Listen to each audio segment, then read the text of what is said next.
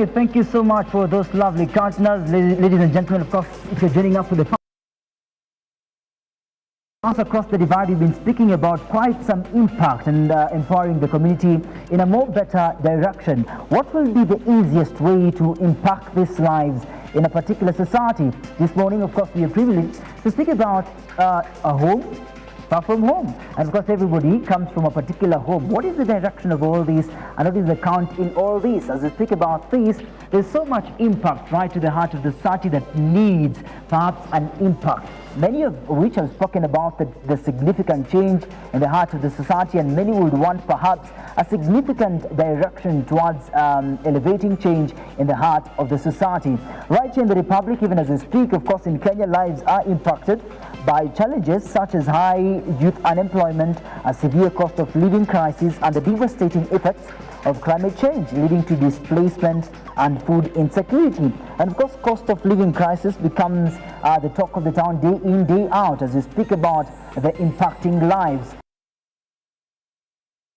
And of course, to drive this change, we need a particular direction in embracing change right to the heart of the society. Good morning. You're watching Look Up Television across the social media platforms, Look Up TV on YouTube, on Facebook, and www.lookuptv.co.ke. Joining the conversation in the next 50 minutes, of course, to initiate a particular change and a particular direction right here in the Republic. Not far from home is our conversation this morning. Allow me to introduce our guest. Melody Soloway is a former LA Deputy District Attorney turned international humanitarian, best-selling author. Wonderful, amazing, congratulations, and founder of the Humanitarian Travel Group. Now a sought-after speaker, angel investor, and a film producer. She connects people and resources to understand, to undeserved communities around the globe. Melanie's work has been featured in major media outlets, including Fox Exchange. And right about now, introducing Melanie Soloway will be one of the works will be featured right here on Look Up Television. We are happy to have you this morning. How are you feeling? I'm feeling fantastic. Indeed, thank you for having me. Thank you. What I've not mentioned in this bio is the fact that you are coming all the way from your place just to impact lives here in the country. How does that make you feel? It makes me feel honored. It makes me feel grateful, truly grateful for this opportunity. And it makes me feel excited about what we can all do together, especially given what we've already done in the country. Amazing.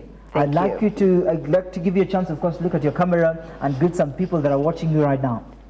Hi, everybody. I'm really, really, really excited to be here. I'm so honored to be here and to be able to be speaking to you, and thank you for having me. Thank you for having me. Thank you so much.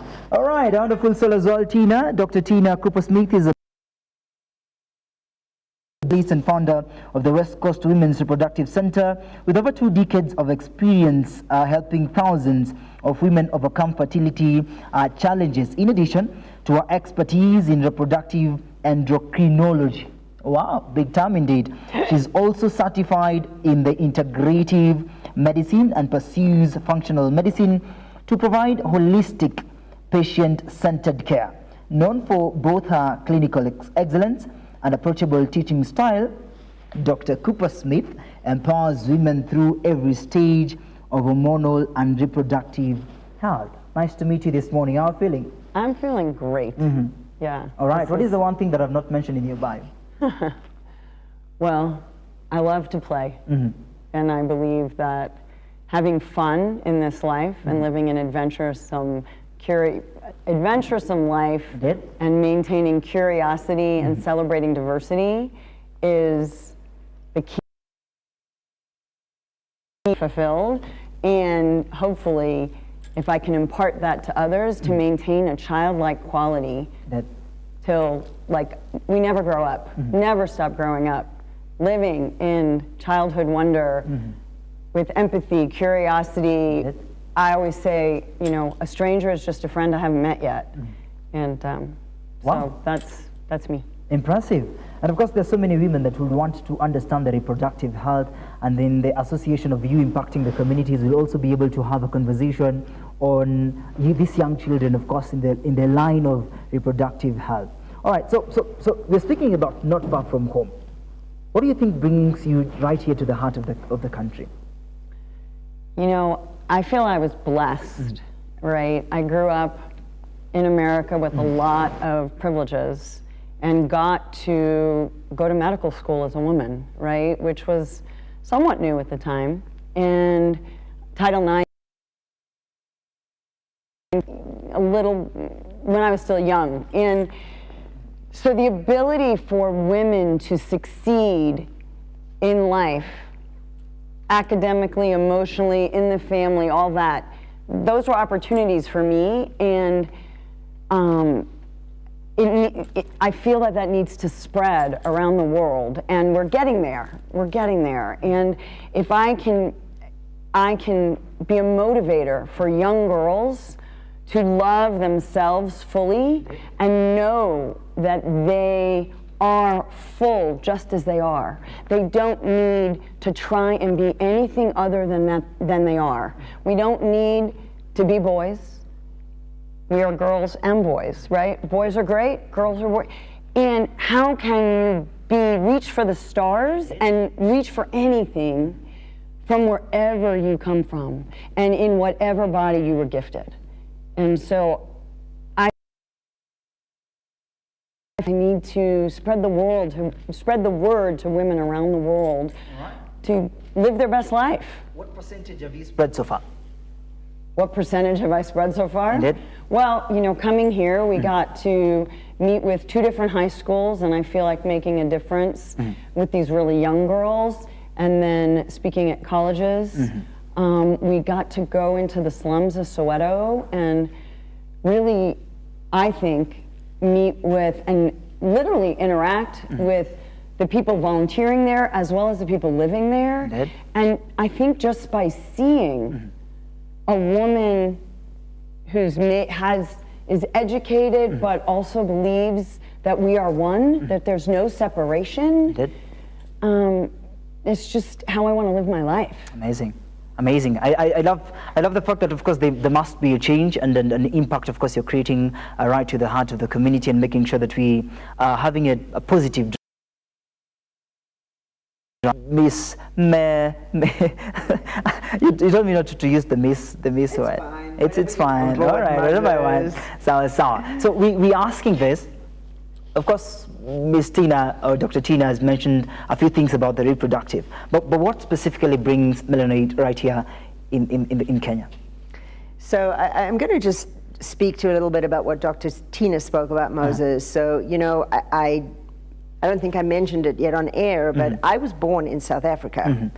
And I was born in 1965, the year after Nelson Mandela was imprisoned. Good age. And I grew up in apartheid. I grew up in a very privileged, the color of my skin gave me a lot of privilege, but the fact that I was a girl actually was where I was discriminated against. And when I was in high school, in fact, I was in 12th grade about to decide what am I going to do when I go to university. I'd been a very good student. Fortunately, I'd had that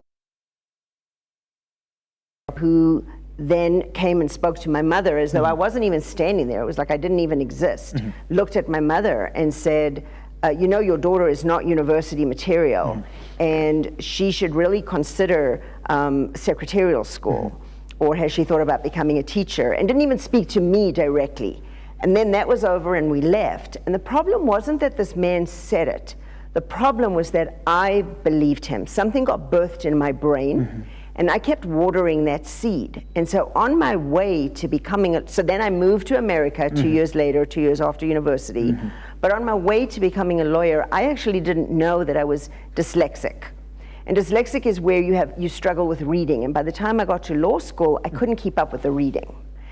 And so my first year of law school, I actually failed. And I think some of us think, right, that in order to be a success, we can't fail. But really, if you look at, and especially girls, and we'll just stop.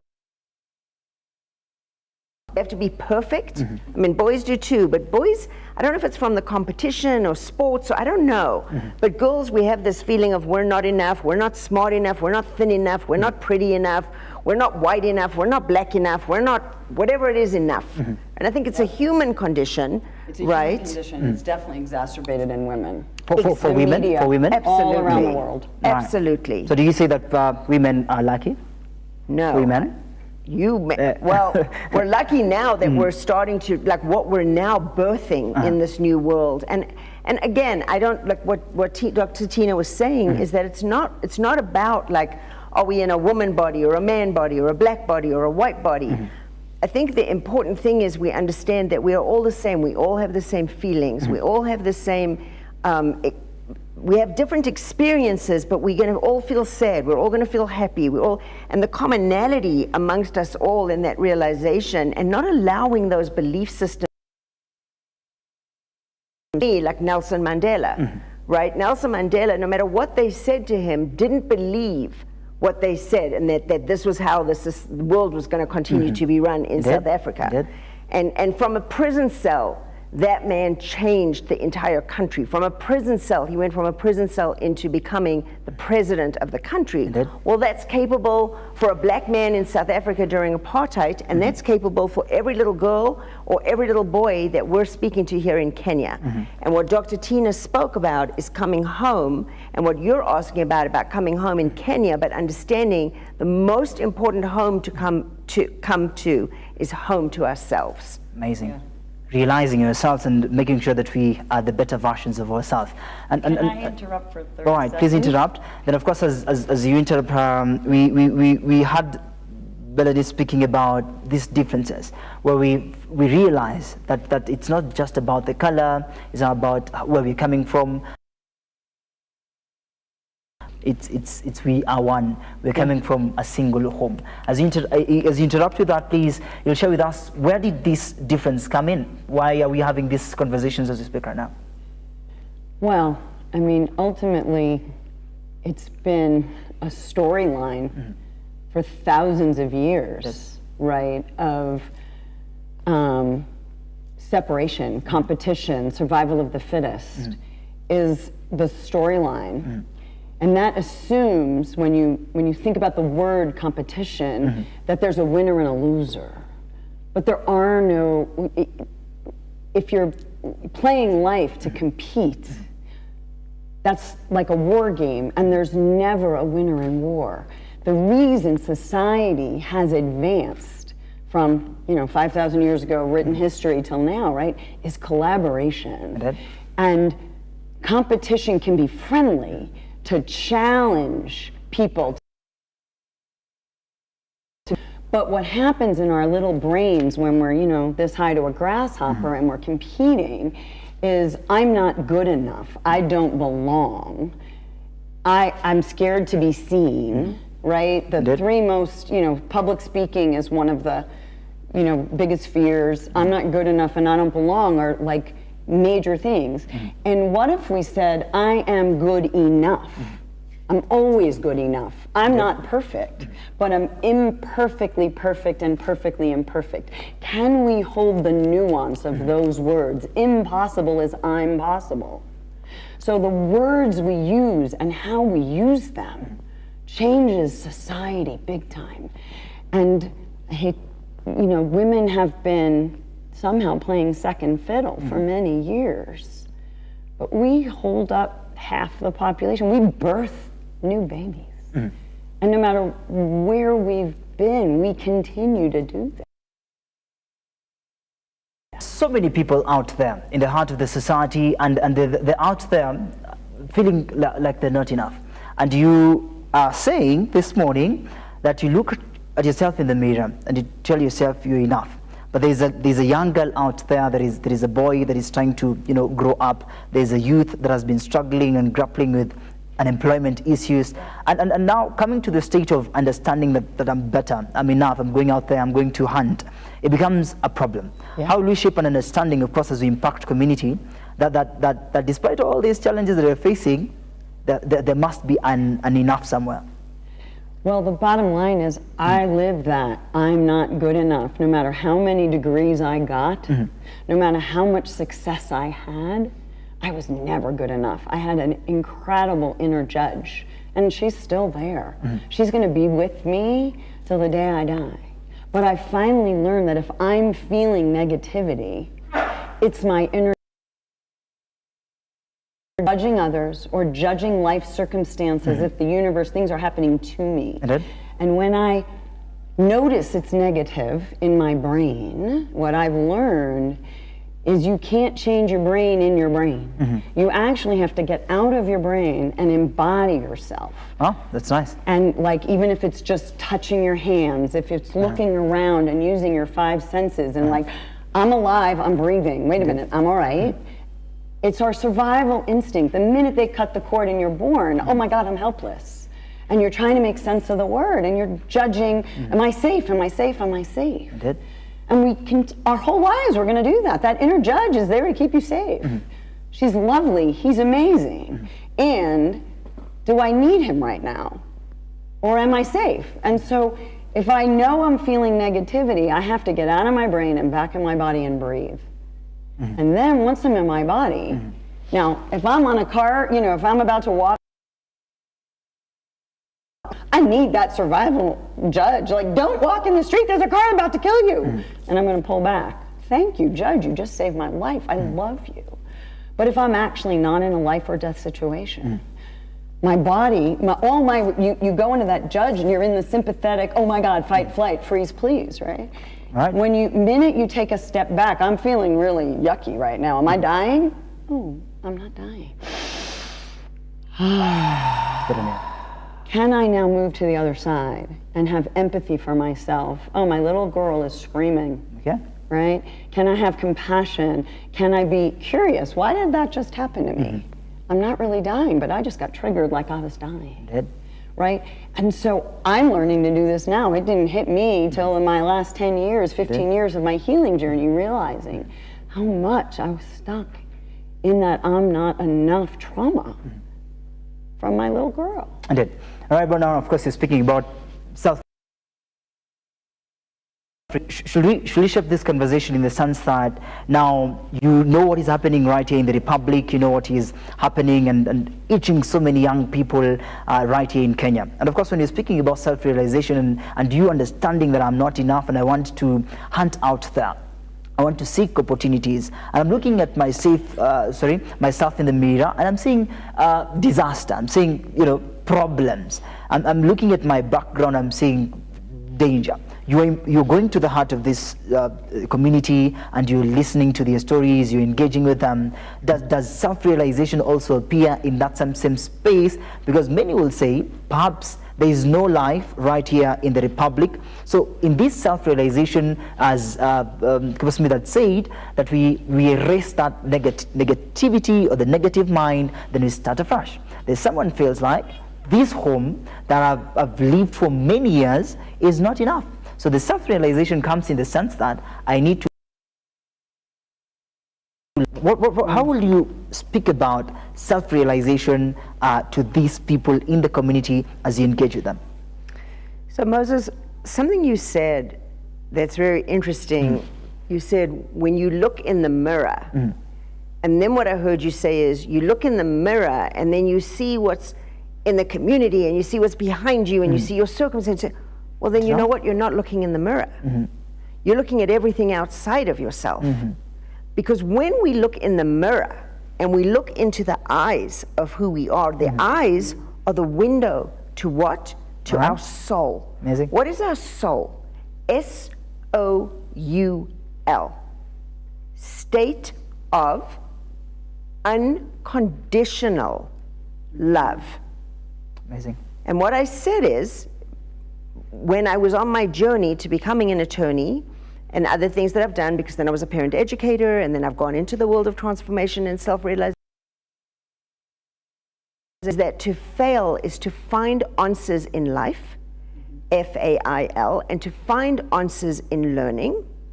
And even, you know, we're going to the boys, and we're speaking about the girls, but really it's for all of us. And a lot of the boys, a lot of you boys are taught this very competitive. Like we need to, even the words you use, we need to hunt. We need to, it's part of the makeup of the male, right? But rather, I'm not really a sports person, so I don't remember if it was Michael Jordan or Kobe Bryant. Do you know who they are? Okay, the two famous basketball players. I'm not sure which one of them said it, but they said, I win some and I learn some. And so when we can change that mindset to, I'm not losing, nothing around me is wrong, and when I look in the mirror and I see the soul that I am, and I realize I came back in this body, whatever that body is that you're looking at, when you look into that soul self of who you are, then you say, what can I do? I can't change the external environment, everything in the external environment, but I can change how I respond to it. I can change what I choose to do. And I know sometimes it's, when we fed over 1,000 kids yesterday at the end of the day, that sometimes it's just that survival that Dr. Tina's talking about. But I've gone, you saying these young girls that go, I'm too young. Well, you know what, as a woman, I thought I was too old, or I was too fat, or I was too ugly, or whatever it is that I'm too. Instead of, I'm perfect, which is what Dr. Tina said, I'm perfectly imperfect. I am the way God made me, and God made me for a reason. And when you look in the mirror, you look into those eyes, and you look into the soul self of who you are, and who are you meant to be. And then you start to recognize, what can I respond to? What can I do in my community? And those little kids that came up to us, because we also spoke to leaders, kids that were dancing and playing and hugging, that is how we re-find ourselves. Because that's what we always have to give, and serving, I think, is part of the key. I was going to say the same thing yesterday when we were in Soweto, and the leaders and the people who were making a difference in their community. We came in and we helped for a day, and we can help for more than a day monetarily, but there are leaders in these communities making difference every day. And it starts with food. That 1,000 to 1,500 kids that get a real meal every day, you know, you have to have your nutrition to learn, right? So a group of people in that community said, how can we feed these children so they, again, empowering the next generation, right? And to empower the world to, we're all in, we all know now it's one planet, one race, one human race, one global community, and it's an interconnected web, not just of humans, but we have to save the vegetables and the animals, and if we're going to survive, like, we're literally at a crucial point in our history on this planet. So planet, purpose, and people. And Moses, as women, purpose, and people. Planet, purpose, and people. As women, we talk a lot, but what we need to birth is a new way of thinking. Amazing. A new programming. That's what needs to be birthed. Reprogrammed. Yeah. What can I do now? And how can I serve? And the power of one. You know, I want to help the world, but if I speak to one girl or boy yesterday, and one person nugget of, wow, I am good enough. I was, 85% of conceptions never make it to life. If you are here, just listening to this, literally, if you are here, you are a survivor. You made it. You did not direct that one little seed that you started out at. There was a sperm and an egg, and there's one cell, and that cell grew into your body, and you got yourself born. It's the hardest thing you'll ever do. And who did it for you? The universe, to me, is magical, right? So you are here. You are meant to be here. Find your purpose. And only by accepting that I am enough, I got to figure out why I'm here. Why you're here. And of course, if you look around, we're working with a couple of many young people, and then perhaps many will be in the position of, self-realizing and, understanding now. What am I doing now? We'll be able, in the next few minutes, to really understand now the impact that you've made as an organization and some of the lives you've really touched. What are they saying? How is the experience? Because the first approach was building up in understanding how a home manifesting change and impact. And I'm really loving what we're hearing here. You mentioned about fail, finding answers in life, and of course you spoke about soul as well. You mentioned something about searching on unconditional love. State of unconditional love. Indeed, amazing, and we're impressed of what we're hearing here. This is of course moments and the morning that we need to have this sink in our brains, because you perhaps need to listen to what the young people are saying. Also, there's a young girl that got an early pregnancy and do not know what is the next step in life. And now the challenge begins. So that is where we'll be able to shape our conversation, of course, in the next few minutes. Justina and Melanie are helping us to understand the impact in change and driving a sustainable impact, even as we create a solution-based approach to these young minds, to these youths that are out there. And of course, we have so much to discuss. But in the next few minutes, we'll be able to shape on an understanding on them being here as an organization. How is the experience, and what are some of the impacts and the responses that they're receiving right to these communities. Stay with us. Of course, you're watching The Morning Drift, the Social and Health Hour. We are engaging with people from the other home and manifesting change right here, home as one. Let's think as one, and of course unite as one across all social media platforms. You follow us, comment there, we see what you're saying, and of course how will we impact change right to the community. Don't go too far. You're watching The Morning Drift. All right.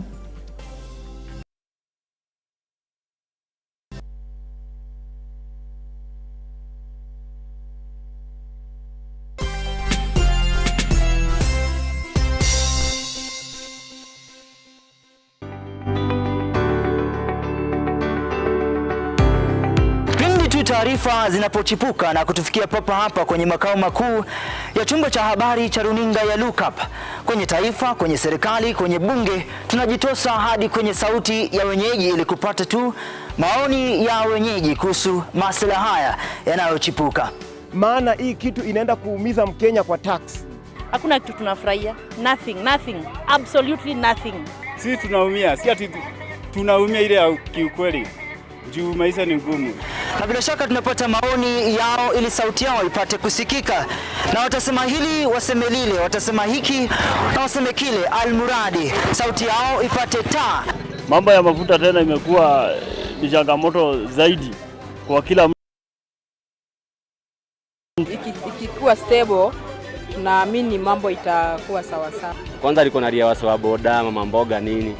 Hawa sasa ndio wamefinywa zaidi man.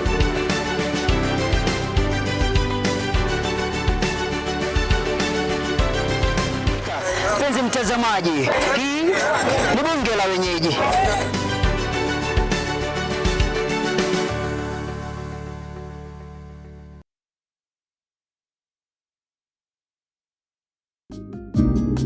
People are there to belittle you. When people are questioning you, If you don't move fast, of course, yes, you lose it, but then it's not us to push you. but you do not know the God who has been molding me, what has he been doing to me? The deep and mature conversations of empowerment for you with a curious mind and an appetite for oriented conversations. I concur with what you're saying. You plan your finances, you can easily live without a debt. An engaging safe space of free expression,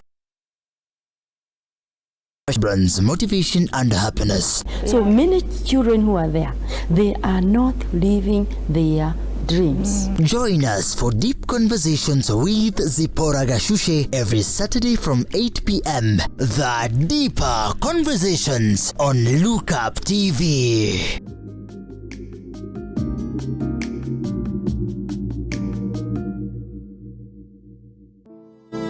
Save a Life is a non-profit organization that has taken the front line in transforming lives in the entire country.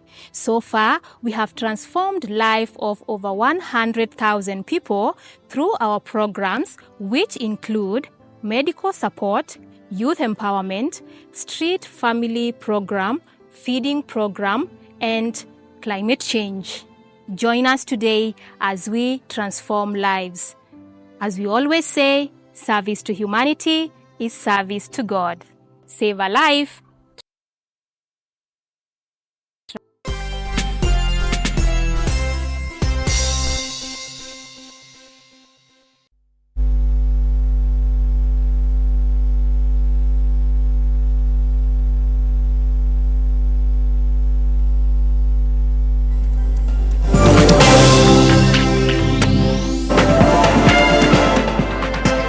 Welcome back. You're watching The Morning Drift. The conversation is on right here with Melanie and Tina, just to make sure we have societal impact right to the heart of the society. Even as we speak about a home far from home, there's still the know-how in understanding all these, and the aspect and the main aspect that comes in the line of this conversation is impact. Many of which, of course, have really shared their conversations, and of course they've been onto this set discussing their lives, their experiences, but what is this helping hand in the community, and what is this impact? Of course, joining in the conversation on Facebook and YouTube across all social media platforms, we are just to make sure that we are on the same page.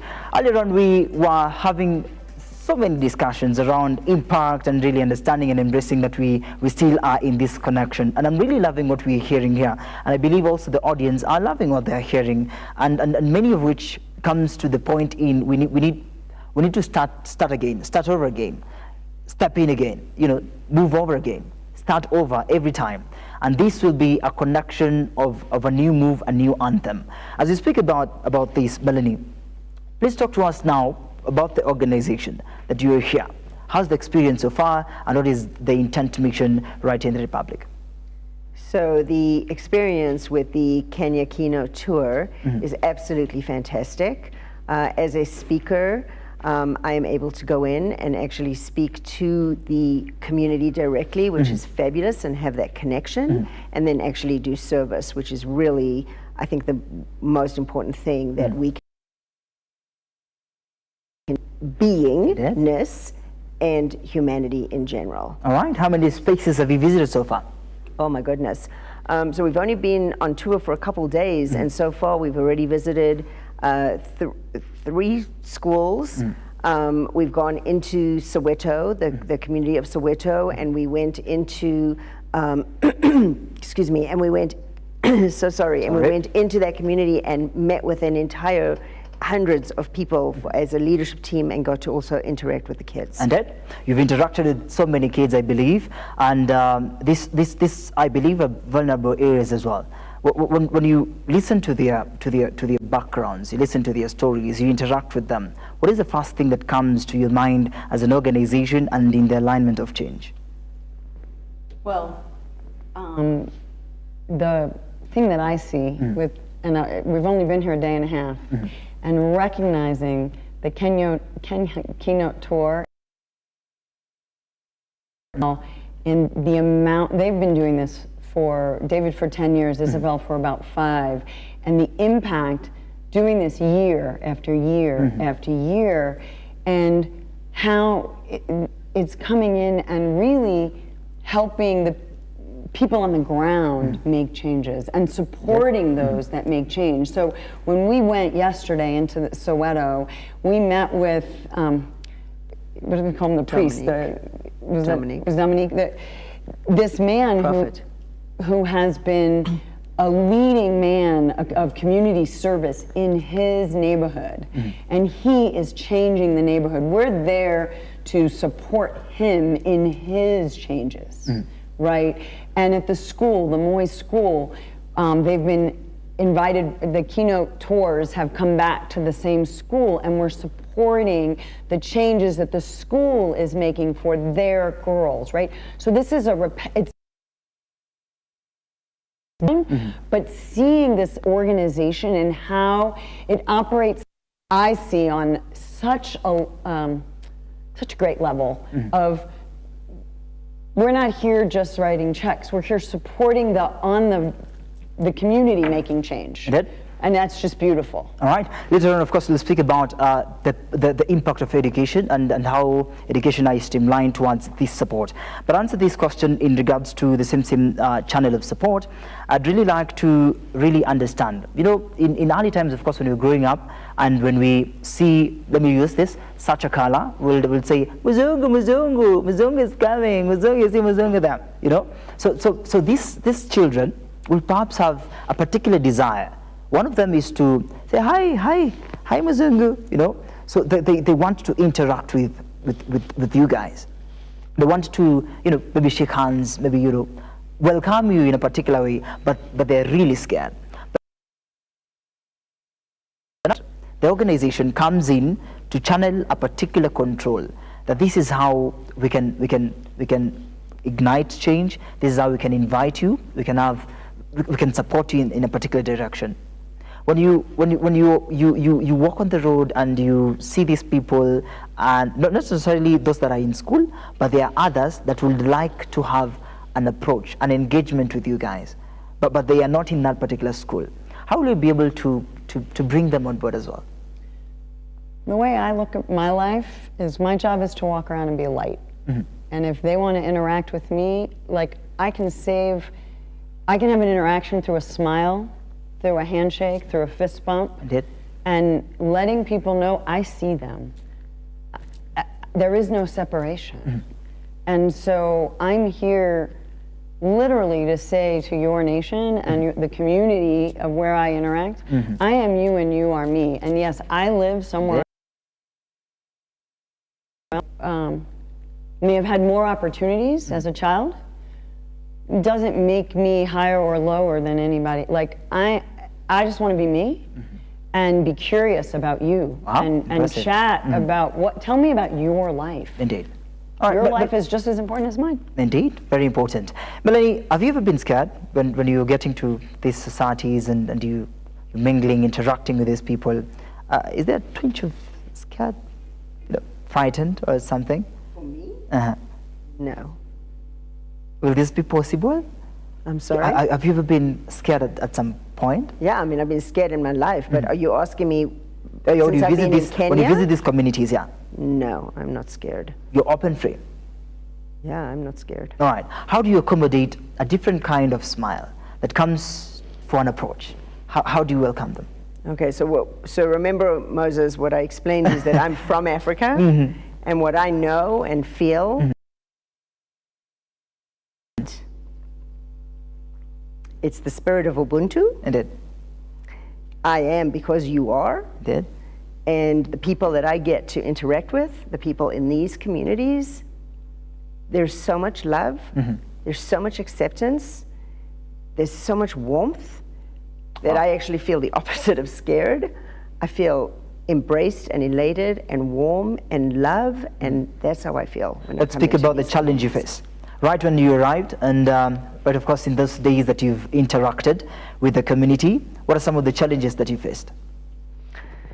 The challenges that I faced is that the fierce leader of the Keynote Kenya tours rides us hard. He gets us up really early in the morning, and he makes us go to bed really late at night, because he is such an incredible human, and the owner of the organization that he works with, Isabel Donadio,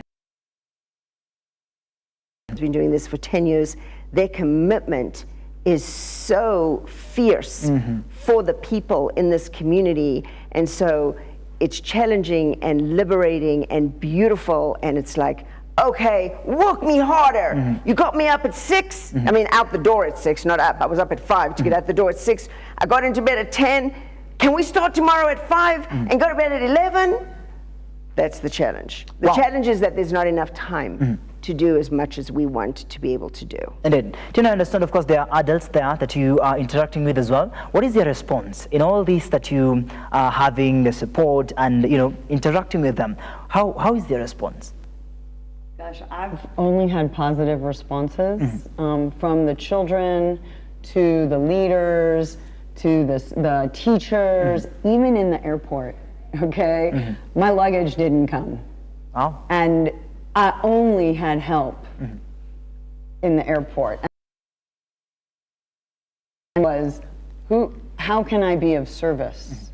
And so it's like, I'm gonna help you, you're gonna help me, and we're in this together. Indeed. When we have this conversation, the first driving change, and many of which we speak about on a daily basis, is how will we drive a positive change towards evading poverty in some vulnerable areas.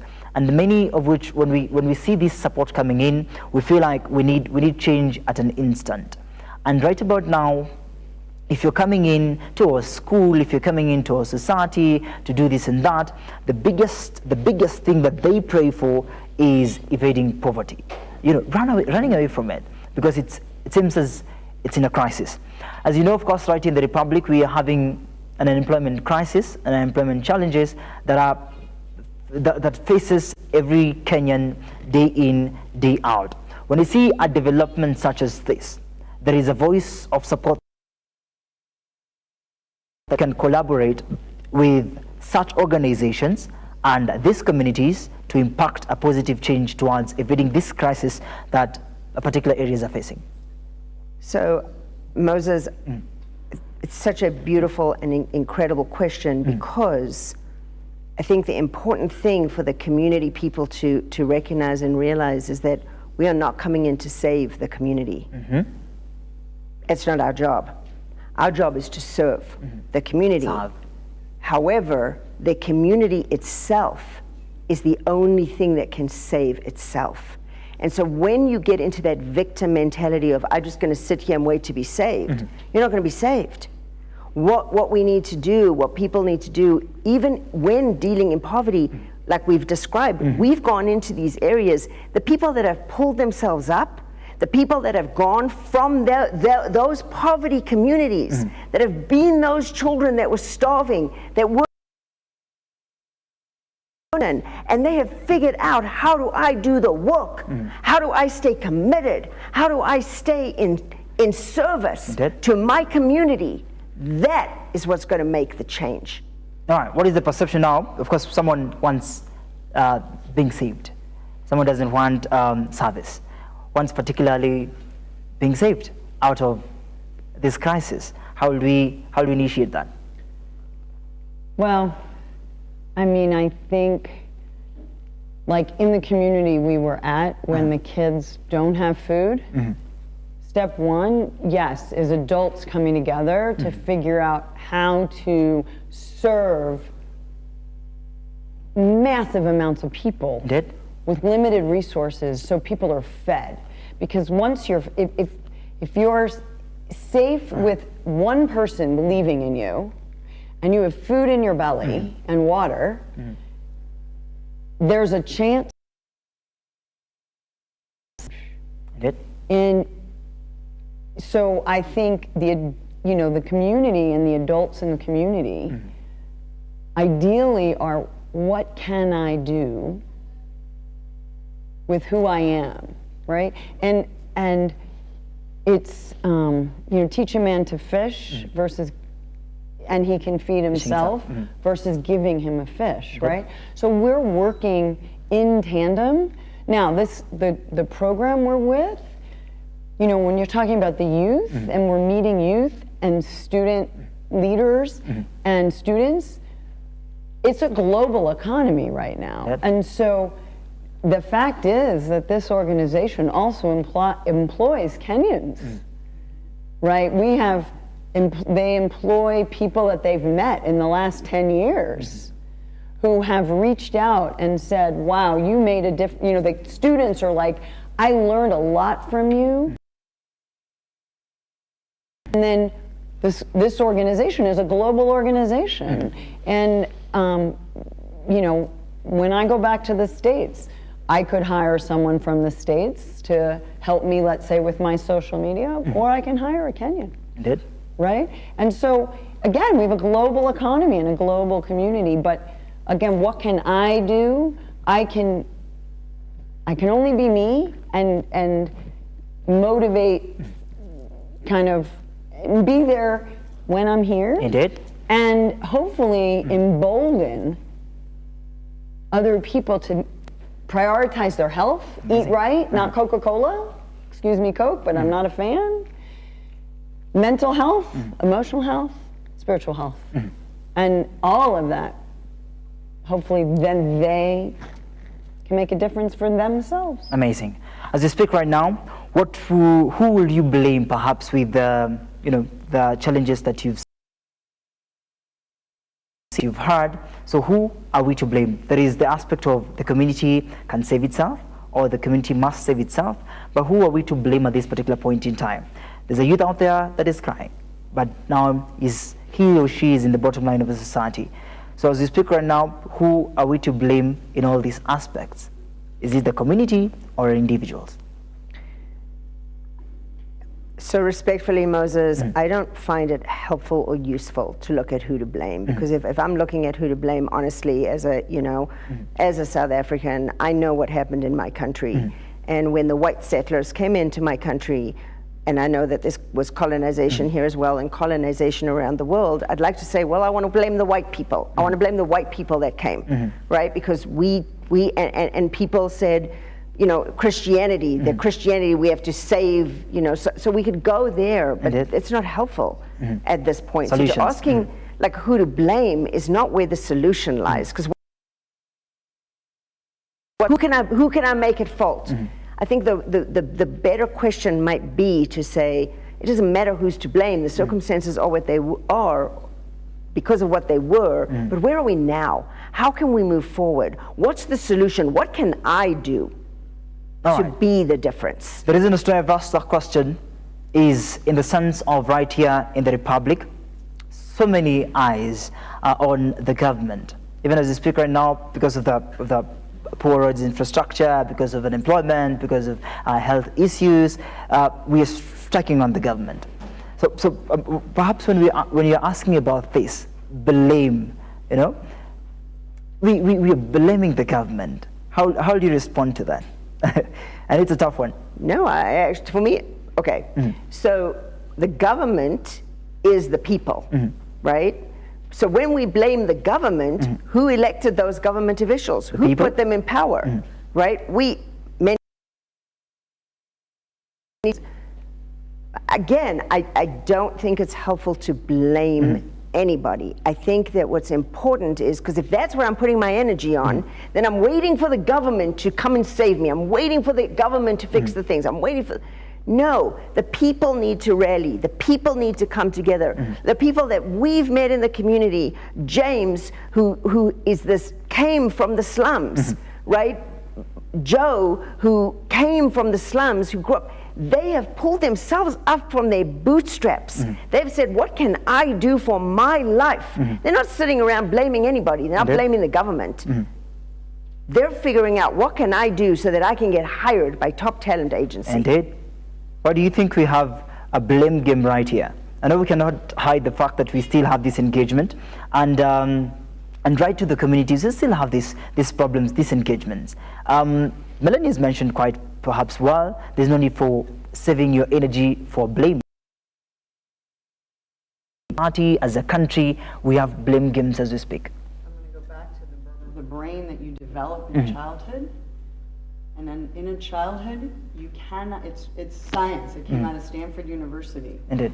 And the child is trying to make sense of life, and they turn it in on themselves, and they either judge themselves, judge others, or judge life itself. And they're playing the blame game. And until we change that and realize, the worst thing in the world can be a stepping stone. I always tell people, your past is always with you. Indeed.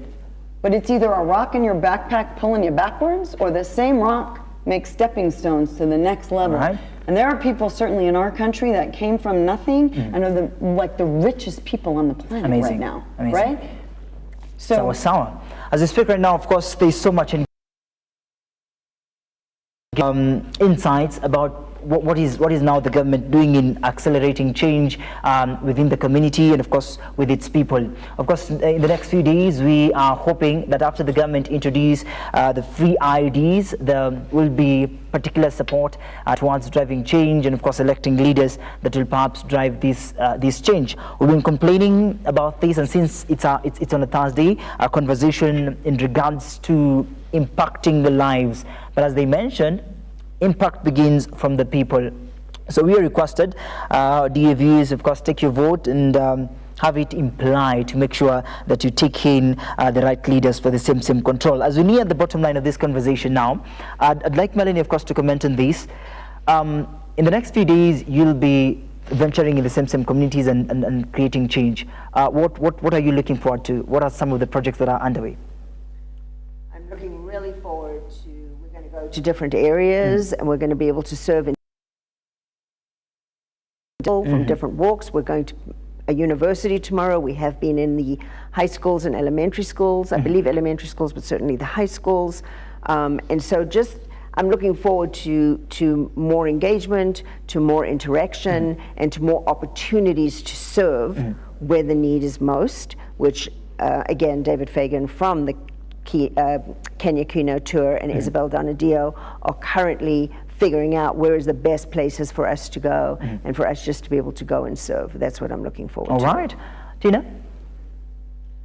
I would really say the same thing. It's about trusting that the people who have put together the tours and they know the people on the ground and where can we be most impactful, right? And I'm just here being me and trying to motivate folks to live their best life. And, you know, we're going, like she said, to universities. Some of our friends in a small village, meeting with the villagers. And so it's, again, what can I learn from you and the citizens of your country? And how can I give back what I know that got me to be able to come here? Indeed. And because the responses are very positive, it is home, of course, not far from home. They've embraced you. You've had conversations. You've spoken about some few things, and now it is a home indeed. As you purpose, of course, to make these changes and to make sure there are some development, what is this one thing that you'd like any other person that is watching this morning to stick with as we cue out the conversation? For me, it's literally, we are one planet and one species, and we need to come together. You know, we're one, and I am here to support you. And I hope, you know, it's mutual so that we're a global community. Can we, nation states are artificial. We're a global community and a global economy. And let's interact. It's an interactive ecosystem. That is what we shall remember. All right, Melody, we are off to QR, and we'd like to hear your voice on this as the organization and as the impact itself. Supporting local communities has made you, of course, embrace change and making sure that we have a particular direction towards this. What will be your last words this moment? And forever, when we will meet again and have same conversations, we'll be able to shape an understanding. What will be your last remarks? Ubuntu.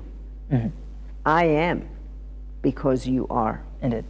We are a global community. We are a global family. It is time for us to take that Ubuntu spirit, for those of us that are born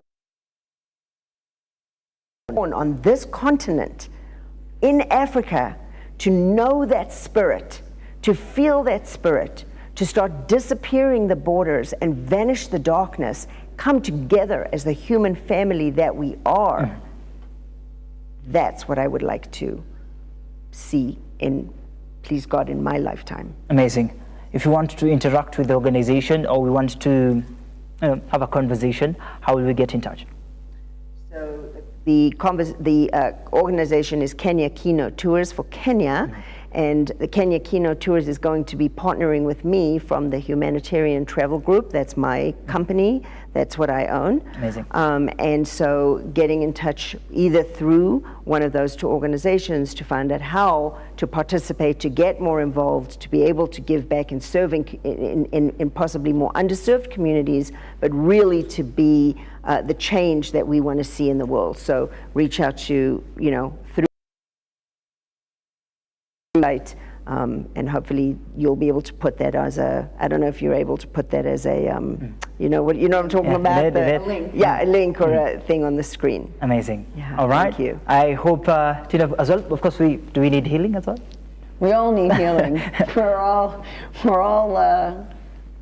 healing. That's that's the human condition, right? Amazing. We're never done healing and we're never done growing up. All right. So stay curious, keep growing, and with compassion. And you can find me on drtinaplays.com and womensreproduction.com. Amazing. Thank you so much, Dr. Tina, for making time, and thank you so much, Melanie Soloway, for making time for us. And we are humbled and thrilled, of course, to have this conversation in the best insightful way. Whatever we've missed, whatever we've not discussed about, of course, we'll get it to a ground between the different. You know that, of course, we'll be able to have that understanding in the best way possible, right? Every time we have these engagements, it's just for the better understanding. Of course, there is a need for a positive change. This morning, of course, we've embraced a conversation with Dr. Tina and Melanie, who at least helped us understand the concept behind impact. And one thing that stood for me is finding answers in life. If there is something that is so troublesome, is finding these answers. And I said that it begins from you. Start now and act now for a better tomorrow. Ladies and gentlemen, this is Thursday. We've embraced it in the best way possible. If there is a miss, of course, remember we have our WhatsApp line 0745762640, or you can also find us across all social media platforms. Yes, the hashtag The Morning Drift, and of course, use the hashtag The Social and Health Hour. See you next time as we discuss matters of impact. This was just about support for the local communities and our home, not far from home. I believe Look Up Television is just but a good home. So we've helped you become. Begins from you as we shape a clear understanding for the better tomorrow. My name is Moskert. See you next time. God bless us all.